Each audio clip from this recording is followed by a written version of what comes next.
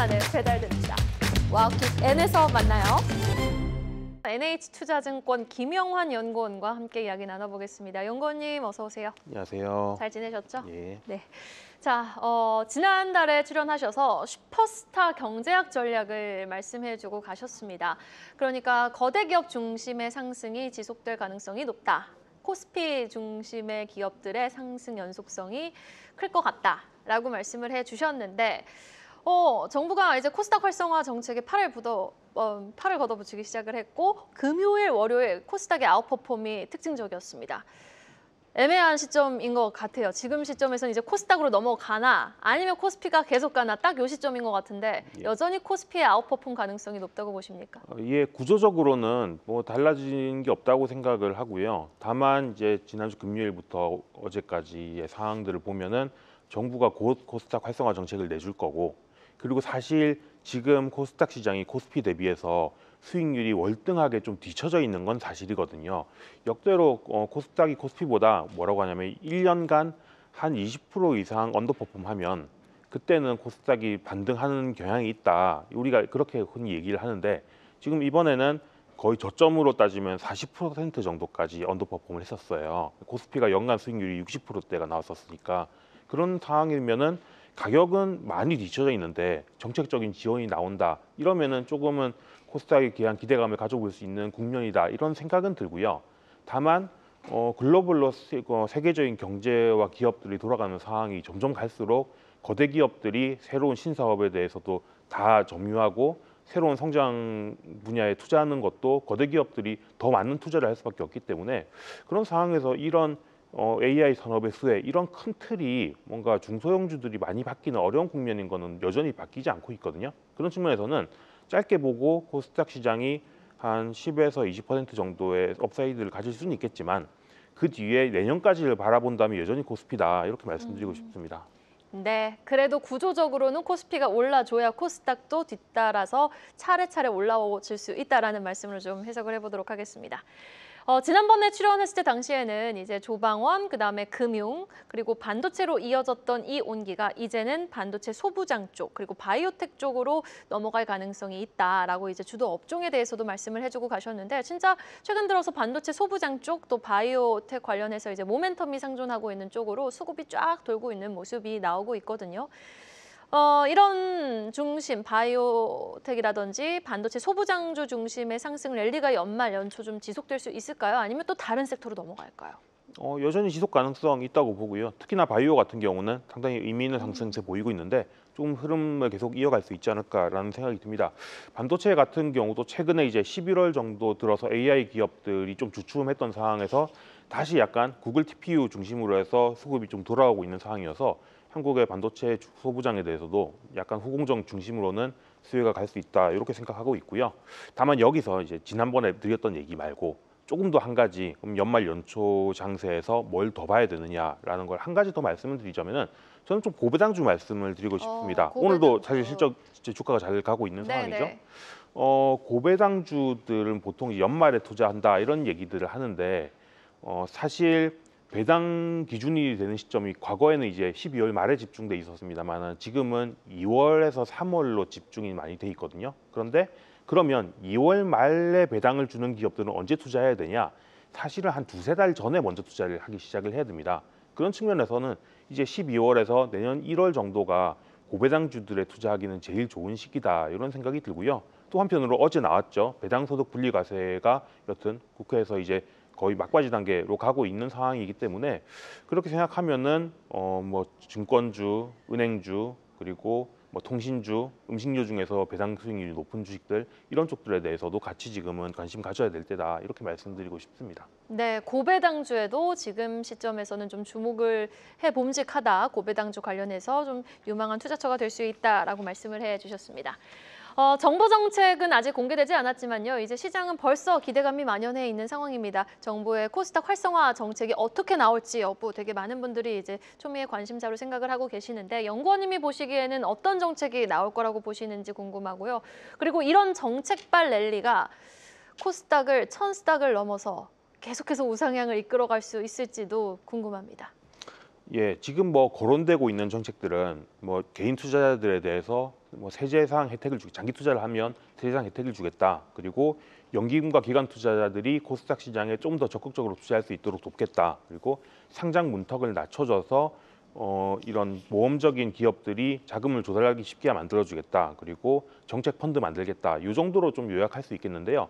보면은 대부분 이것들은 수급을 코스닥 쪽으로 흘러 들어가게 만드는 요인이긴 한데 사실 코스닥 기업들의 경쟁력을 높이는 방안에 대해서는 더 이상 논의된 것들은 좀 없는 것 같거든요. 그런데 그렇게 보면은 일시적으로 주식시장으로 자금이 흘러 들어간다는 차원에서는 코스닥 시장이 단기간에 붐업은 될 수 있겠지만은 좀 더 본질적으로 왜 사람들이 코스닥 기업들에 대해서 점점 투자를 덜 하느냐 이런 부분에 대한 근본적인 비즈니스 경쟁력 차원의 문제를 해결하는 얘기는 아닌 것 같아요.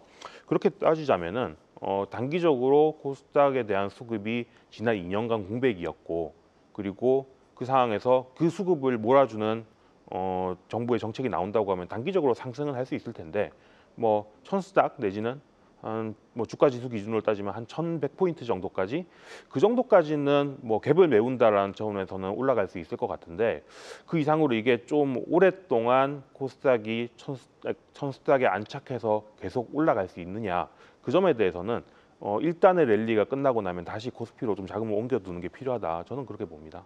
네, 알겠습니다.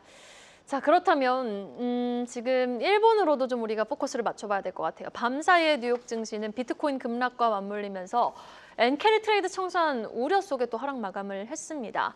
지금 오에다 총재가 금리 인상 쪽으로 기조를 급선회한 건데 연구원님이 보시기에는 이번 청산 우려 단기적인 리스크로 그칠지 아니면은 어느 정도 좀 중장기적으로 우리가 가드를 올리고 대응을 해야 될 요소가 될지 어떻게 보고 계십니까? 좀 중장기적인 변수인데요. 다만 이제 약간 NK 트레이드가 단기적으로 시장 발작을 일으키느냐 그건 좀 다른 얘기인 것 같습니다. 우리가 돌이켜 봤을 때 과거에 NK 트레이드 청산 우려가 극심하게 위기로 다가왔던 시점이 작년 8월이었어요. 그때 당시에는 이렇게 일본의 금리가 올라가는 상황은 아니었고요. 거꾸로 엔화 가치가 강세를 보이면서 NKD 청산이 급격하게 진행됐습니다. 그럼 지금 같은 경우는 거꾸로 엔화는 여전히 약한 상황이고 일본의 금리가 오히려 올라가고 있는 상황인데 이게 왜 NKD 트레이드랑 관련이 되느냐? NKD 트레이드 자금이라는 거는 사실은 두 가지 자금이 있습니다. 하나는 일본의 기관 투자자들, 뭐 연기금이라던가 일본의 보험사라던가 이쪽 자금이 있고요. 또 다른 한편에서는 글로벌 헤지 펀드들, 그러니까 글로벌 적극적인 고래버리지 투자를 하는 모험 자본들이 있습니다. 근데 이 일본의 기관 투자자들 같은 경우는 일본에서 돈을 빌려서 미국에 가져가서 미국 국채를 사두는 식으로 그리고 일본과 미국의 환율 차이에 대해서는 환해지를 걸어두는 식으로 투자를 하던 자금이었거든요. 그러면 이 자금들은 어떻게 되냐면은 일본의 금리가 올라가면은 미국에 있던 자금을 빼서 일본으로 돌아갑니다. 그러면 이 부분은 사실 거의 채권 투자이기 때문에 구조적으로 일본 금리가 올라가는 거에 따라서 엔캐리 청산이 진행은 되는데 금융시장 특히나 주식시장에 급격한 자금 이탈을 가져오거나 이러진 않아요.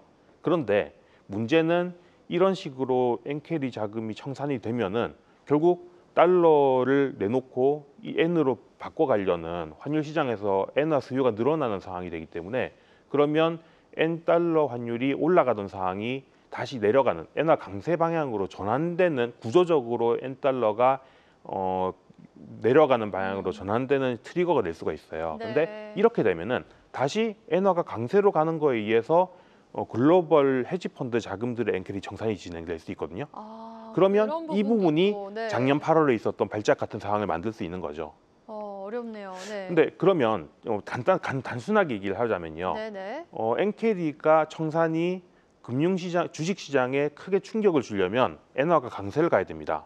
그렇죠. 근데 지금은 금리는 올라가지만 엔화는 강세 전환이 안 된 상황이고요. 네. 이런 상황에서 청산되는 자금은 엔캐리 청산이긴 하지만 주식시장에 충격을 주는 상황은 아니에요. 그렇네요. 그러면 만약에 이게 점점 진행되는 거에 따라서 엔달러 환율이 이제 반락해서 쭉 추세적으로 떨어지느냐 이거를 볼 필요가 있고요. 이 변곡점이 나오면 그때부터는 상당히 조심해야 되는 상황인데 아직은 아니다. 아직은 그 전조 단계다. 이렇게 보시면 되겠습니다. 네, 엔달러 환율이 어떻게 좀 급격하게 꺾이는지 여부가 좀 중요해 보입니다. 계속해서 외환 시장의 동향은 우리가 주목해 보고 있어야겠습니다.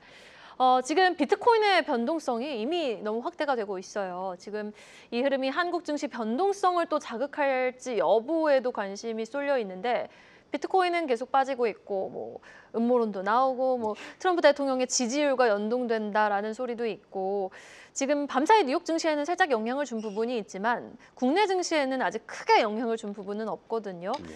어떻게 보고 계십니까? 아직까지는 큰 영향은 안 줄 거라고 생각하고 있고요. 이런 종류의 다른 자산 시장이 크게 변동을 했을 때 주식 시장으로 이게 전이되는 거는 두 가지를 경계를 해야 되는데, 하나는 전반적으로 뭐 통화 정책이나 지정 정책 같은 이 돈줄을 다루는 정부 입장에서 유동성이 빠지고 있느냐, 이게 중요하고요. 두 번째는 그게 아니라 하더라도 같은 이제 자금을 다루는 입장에서 다른 자산 시장이 하나가 붕괴되기 시작을 하면은 그 붕괴를 막기 위해서 유동성을 만들어야 되니까 그것 때문에 주식을 어쩔 수 없이 팔아야 되는 상황이 있습니다. 이 둘 중 하나라고 하면은 주식 시장에 영향이 꽤 클 수 있는데, 지금 둘 중 뭐냐라고 하면은 그런 징후가 둘 다 보이지는 잘 않고 있거든요.